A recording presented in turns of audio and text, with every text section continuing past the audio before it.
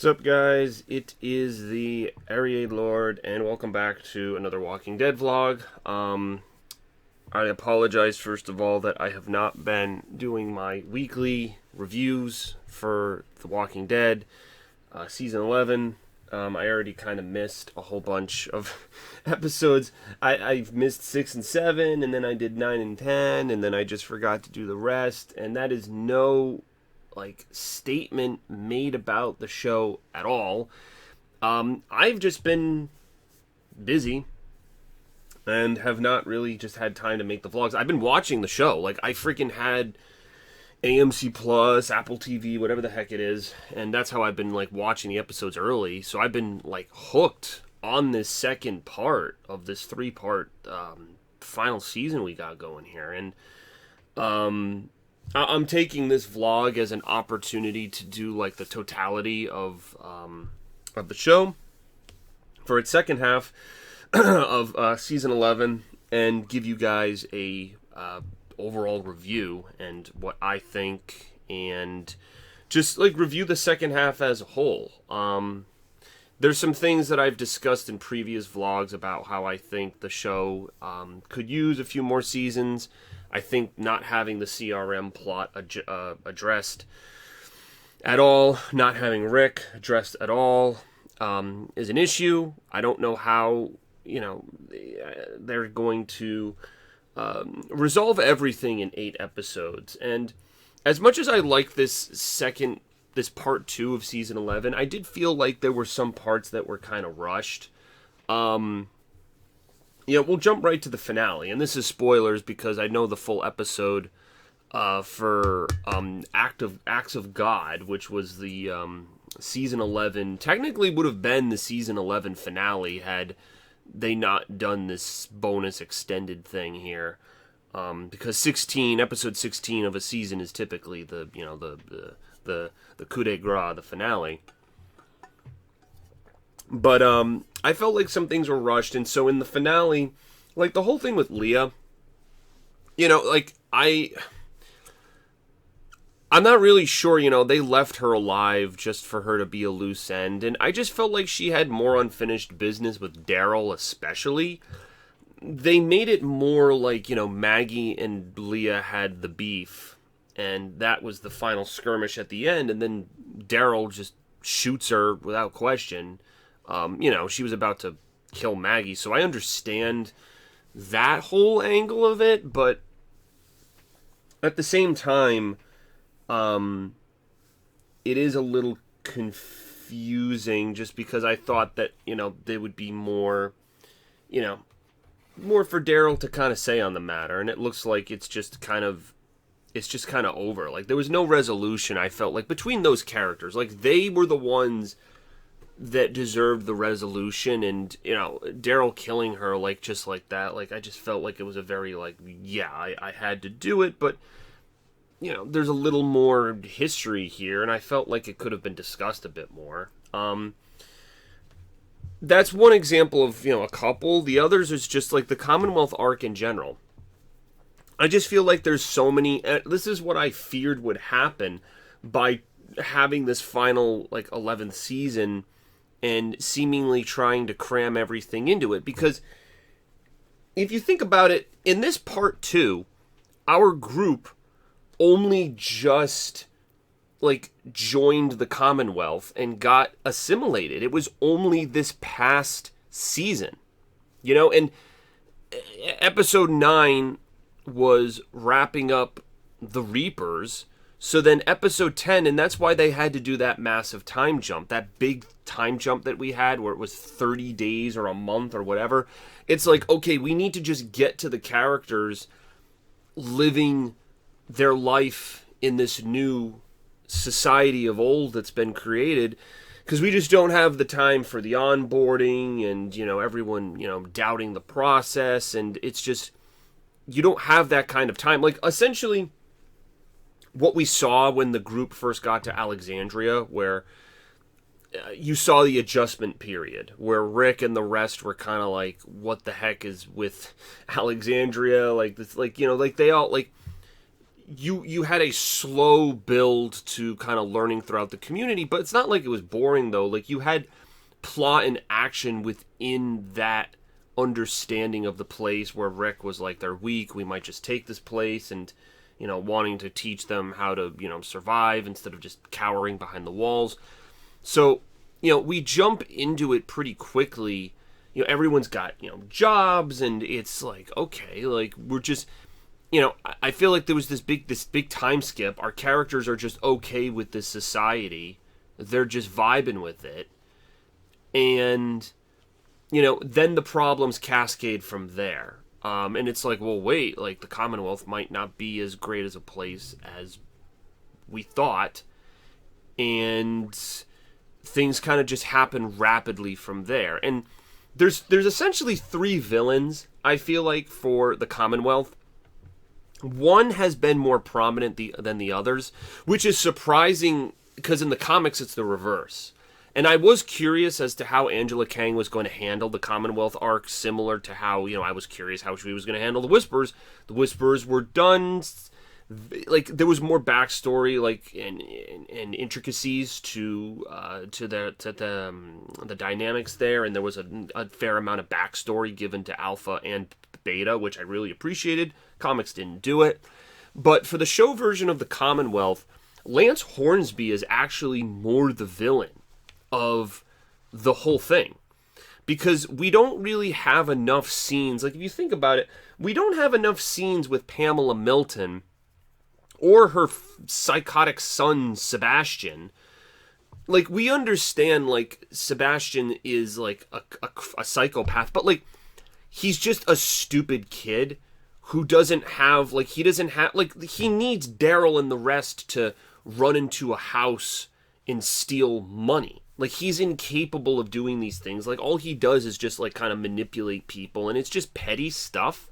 It's not anything where you're kind of, like, fearing some bigger plan from him.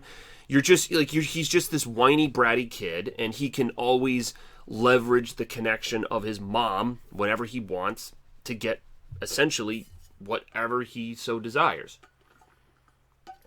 And that's essentially who Sebastian is. Like, it is very similar to the comics. I mean, they just adapted the same thing. Like, this bratty, bitchy kid who is just, a spoiled brat. And that's really all there is to it. And his character is, results in the death of a very prominent character in the comics, which is really the only reason. Like, if he didn't do that in the comics, I don't know if too many people would freaking remember him. But it just, like, amplified the brattiness. It's like, oh, like, he's a brat, and now he's an actual asshole because he went through and killed the main guy of the comics, spoiler alert. So, and then you've got Pamela Milton, who I haven't seen enough scenes from her to really, like, understand what her, like what her plan is, what she, like, episode 12 was our best opportunity. That was the most I felt we got with her character. Like, it was basically the Pamela Milton episode, and it adapted the issue from the comics where Pamela tours all of the communities. Alexandria. Now, there was way more of them in the comics than there are in the show. It's just Oceanside. They've resurrected the Hilltop, interestingly. So, Hilltop, Oceanside, Alexandria. And so she just gets a tour.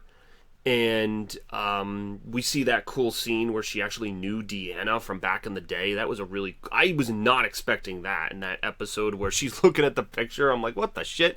That's a cool crossover. And, I'm sad that there's not enough episodes for us to go into this, But I haven't seen enough of her to really understand, like, what, like, it's almost similar to Sebastian, where she's a snotty, stuck up, rich, like, her wealth, like, she's above everyone. Her wealth makes her untouchable. And she just has these rigid views where she's like, look, this is how things are going to be. So much, and it's different. The difference that Angela Kang did is that so much of the comics was Rick arguing with Pamela Milton, like, about how the world should be run, how things should be done. like it's just like so much of the comics is just like argument after argument between Rick and Pamela, and not my, like there's an iconic comic death, Dwight, who's not in the he's in a different show, so that death definitely won't be, neither character involved in that circumstance it leads to that. But there's a death where a character just gets shot off screen because he's threatening Pamela, and we haven't had. There's way more scenes of Pamela. It's almost the reverse. There's way more scenes of Pamela in the comics than there are in the show. Where in reverse, Lance Hornsby is actually the most prominent villainous character of the whole thing, because he orchestrated that assault on the group that Negan joined, the people hiding in that apartment complex, where he sent that the guy from Ozark. I didn't recognize him at first, but I was like, oh shit, that's that psycho cop FBI guy from fucking Ozark, and he plays the same typecasted psycho role for 2 episodes. He was very enjoyable. That ex-CIA guy, like, I was not... That episode 13 so far I think that was probably my favorite of this back half. Like, if I had to answer the question, what was my favorite episode, it's very close between 13 and 16, but because I didn't really like how they ended Leah, I'm gonna say that 13 was my favorite.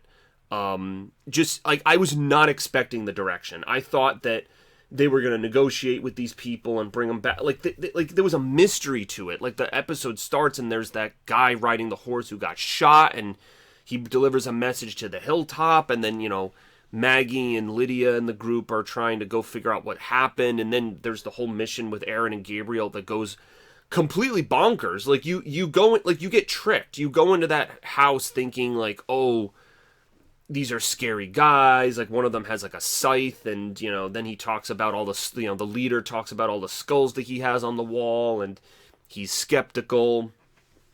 And then that psycho CIA guy, Carlson, I believe his name is, shoots they go into just like Terminator mode and just start wiping people out, and you're just like, holy shit, like, this is how the Commonwealth operates. Just, that's how, like, kind of like that, the rotten core. There's an episode named that, and it also relates back to an issue of the comic that's called The Rotten Core. So yeah, that episode just kind of blew me away. I'm disappointed I didn't get to do a reaction in the moment, because I was pretty impressed with that episode. But that was all orchestrated by Lance Hornsby. Like, Pamela had I don't even think, and based on the behind the scenes from Angela Kang, I don't even think Pamela Milton knows what the fuck's going on with that whole situation with Carlson, and the number of soldiers at this point, the number of Commonwealth soldiers they've lost, and then the casualties that occur in the finale. There's that awesome shootout sequence in the Junkyard 2.0, not the garbage people junkyard, but a different, like a rundown, just like a trash, like what the heck do you call it? Like a car lot, oh man, I forget. Like, it's just like, rusted down old cars and stuff and whatnot. And so it's a really cool firefight. And, 2 of the characters actually get shot. They don't, die, but like, there was a little bit of realism to it. It was a really cool fight scene. And all of that, like 13 through 16 is all Hornsby, because he orchestrated that with Carlson. Carlson's killed. And then Lance goes himself to investigate what the hell happened. And then he's super suspicious of Maggie. He's still pissed off that Maggie denied his deal. And you also can see that he wants his little empire of his own. It reminds me of like old colonial imperialist. Like, if you were like Imperial Great Britain, where they conquered, India, obviously the original 13 colonies in, America. They had their empire, quote unquote, parts of Africa. Like, they were very widespread, and they probably had warlords and generals and commanders that had prominence in those areas. And so it was a way to have control. So Lance, that was the end result of that episode 12. That was the Pamela featured episode, because Pamela calls him out for being very, very ambitious and kind of sees right through his political game. That, if a deal was brokered with these communities, that someone would need to be kind of de facto in charge, because they're so far. Like, they're so far away, West Virginia to Virginia. Like, they're an entire state away. So Lance, like, takes this to heart. Like, he's just, the whole half of this season, like, he's just, he starts, interestingly, like, trying to please Pamela. Like, there's the scene where Carol gets him the alcohol for the event, and he there's the people that make the medicine, and Carol figures out that he's lying, and like he likes that control. He really likes that control, and then you see that on a much more elevated plane once the whole thing with Carlson and that the community that Negan joined, when that comes into prominence. And it's cool seeing, like, you can tell, like, if you trip this guy off the wrong way, he's almost like another version of Carlson. Like, if you trip him off the wrong way, he's going to go apeshit.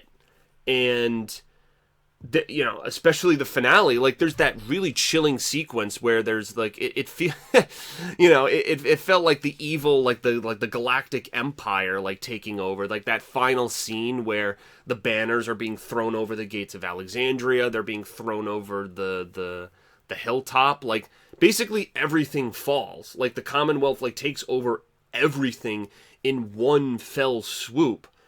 And then there's that final scene at Oceanside. I'm not sure if he was going to kill all those people, where he, like, flips the coin, like, very Harvey Dent style. Even part of his face was shot off, which I don't know why Daryl didn't just... Can we just discuss that in the finale? Why didn't Daryl just go for the kill? Like, he had none of the soldiers knew he was in that freaking... that cabin. All he had to do was line up his shot and just fucking shoot Hornsby in the fucking head, and he still could have escaped with Maggie out the back door. Instead, he shoots him, and it, like, grazes by his cheek. Like, it, like, shreds up. Like, the bullet was so precise that it was able to shred part of his cheek. And it's like, what the fuck, man? Like that was inches away from, blowing his head off. Like, obviously, I like him as the Commonwealth villain, so I don't want that to happen. But, at the same time, it's like, come on, Daryl. Like, you definitely had a clear shot. You were getting pretty accurate shots on the Commonwealth soldiers just a few scenes before that, and then he can't freaking shoot Hornsby when he's, completely still standing in... I don't know. That was a bit dumb. I was just like, come on. It seemed like he had a clear shot. What the fuck? So, but yeah, so... they've done the best with the time they've had. There's just, you have three, like, that's the thing, you have three villains essentially within your Commonwealth network, and there's not enough time to give to Pamela, to Sebastian, to Hornsby, and they've done their best to give all of them time. But only really, like, Hornsby's is really the only one that's really driving the plot events is the thing, because that, like, episodes 13 through 16 are a direct result of his intervention and his wishes to find those stolen guns and just take measures to the ends of the earth, killing people, throwing them off of roofs, using Carlson's wacky fucking brain and CIA tactics. Like, he just, like, it's all him. And now in the background, Pamela is still, a pompous leader, and Sebastian is a fucking snotty kid, but, like, it doesn't hold the weight of what Hornsby's doing. And it's interesting that, again, like, it's flipped from the comics, because I don't think Hornsby's character does fucking anything in the comics. Like, he interviews, like, he's the interviewer. Like, he interviews the characters, like, from our community that are new when they're first auditioning to be in the Commonwealth. And I think he's actually there at the train yard when Eugene's group first gets captured. I think he's at the train yard, if I'm not mistaken. But after that, like, he's not really in it. Like, he doesn't really have a role. And I think it's interesting that Angela Kang like saw his character and was like, this guy can be so much more. And you had like this like political rival, to Pamela. Because you kind of needed that, though, because if you didn't have Rick debating fucking politics with her, and of course Daryl is not that kind of character to do that, you didn't have a replacement for it, so you needed something like on the inside to give you that extra plot element. So I kind of see what they did there. I just wish they had more time, because like I'm engaged in this, and I just feel like there's so much more story to tell. And can they really tell it all in 8 episodes? Like, you have to wrap everything up. This is a show that's been going on for 12 years. And you're not just, like, the thing is, you're not just wrapping up the Commonwealth arc. You're wrapping up, like, the whole fucking show. And I don't know how you do that in 8 episodes. I mean, unless some of these episodes are extended, like, I really am just... I'm concerned because, ever since the Game of Thrones finale and how that ended, I just, of all of my favorite shows, I think Breaking Bad was definitely the one that stuck the landing the best. Of like, Sopranos had the controversial ending. Like, I'm thinking of like the most prominent TV dramas. Did they wrap up well? Everyone unanimously says Game of Thrones fucking failed. I think that whole 8th season was a failure. And The Walking Dead, like the Walking Dead, it's like, well, okay, like, can you stick the landing? Because it's been going on longer than any of the shows, those 3 shows, Sopranos, Breaking Bad, and Game of Thrones. Walking Dead has been going on longer than any of those shows. It has a longer duration than any of them. And I hope that it sticks the landing, because again, then the other things come into play that I've discussed with the Walking Dead world on Twitter. The prominent Twitter user Jeff that I have done collab videos with, where the CRM is a much bigger force than the Commonwealth, and it's like, how do you end the show without addressing them? Without addressing Rick, the guy that we started this adventure with from the very, very beginning. I always thought the movies and the show were going to kind of collide at this giant ending point, and that was going to be it. But, now we've already kind of been spoiled with some of the spin-offs that, they can't kill Negan and Maggie off in these back 8 episodes because they're in Isle of the Dead, the freaking Manhattan spin-off. Like, and I've seen people collectively saying this, that like the Daryl Carroll spinoff, the Negan Maggie, like, again, that's 4 characters. That's 4 of our main characters that people are still watching this show to see, and you're just dividing them between 2 different adventures. And it's almost like the show, is it continuing? Like, if there's a Daryl and Carol spinoff, like, will they be in the Commonwealth? Will they just be on some fucking road trip on a motorcycle? Like, I don't know. I can't foresee what Gimple has planned. Like, he hasn't always made the best decisions, but like, I just hope that whatever he has planned for this makes sense, because I don't see a way to bring this to a satisfactory point with the amount of episodes you have. And like, that's the important fact here. You have only these 8 episodes. Like, how do you give the justice to the show with just these 8 when we have so many other plot things that have not been resolved? Like Michonne, that's another one.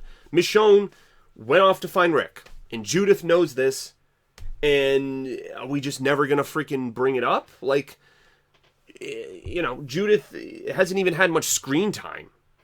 We see her going to school and stuff in the Commonwealth, but she's just been, kind of sidelined. It's been Maggie, it's been Daryl, even Negan, who have received the majority of the screen time this season. So I don't know. I really enjoyed part 2.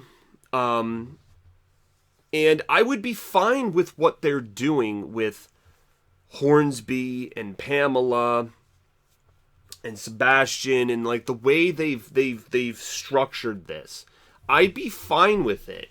But if the show had more episodes, like if it in it's unfortunate because this is essentially what I was, I recall deja vu complaining about this with Game of Thrones because they were like, oh, the final season, 6 episodes. I'm like, how the fuck are you going to wrap up everything adequately in 6 damn episodes? Now, maybe they could have.